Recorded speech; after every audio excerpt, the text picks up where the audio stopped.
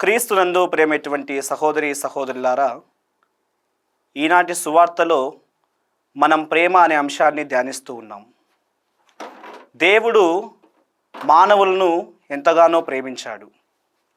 Bible గ్రంథం దేవుడు మానవులను ఏ విధంగా ప్రేమిస్తున్నాడు అనే దాని గురించి సూచిస్తూ ఉంది.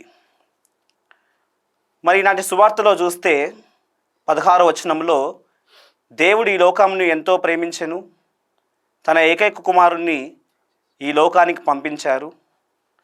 ఆయన నాశనం చెందక నిత్య జీవం పొందుటకై ఆయన కుమారుణ్ణి ఈ లోకానికి పంపించారని ఈనాటి యొక్క సువార్తలో మనం చూస్తూ ఉన్నాం. యేసుక్రీస్తు ప్రభు తన జీవితంలో తన యొక్క సువార్త పరిచర్యలో చూసినట్లయితే ప్రేమ అనే అంశాన్ని ఎన్నోసార్లు వివరించారు. మన శత్రువుల్ని సహితం ప్రేమించాలి అని యేసుక్రీస్తు ప్రభు మనకు బోధించారు. నిజమైన క్రైస్తవుని యొక్క లక్షణం ఏమిటంటే మన శత్రువుల్ని కూడా మనం ప్రేమించాలి. మనం ఇతరుల పట్ల ఎప్పుడైతే ప్రేమను చూపుతామో అప్పుడే మన పట్ల దేవుడు మనల్ని కనికరిస్తాడు.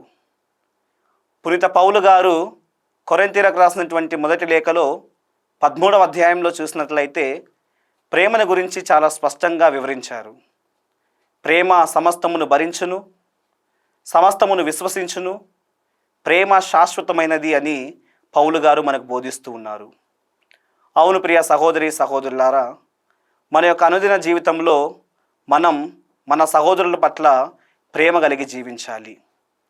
తండ్రి దేవుడు మన మీద అపారమైనటువంటి ప్రేమ చూపించాడు కాబట్టే చివరికి తన ఏకైక కుమారుని సైతం మనకు ఈ లోకానికి పంపించాడు.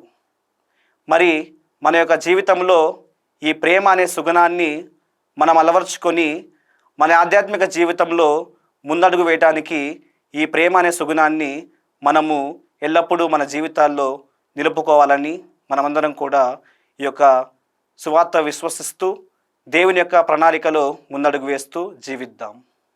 ఆమేన్.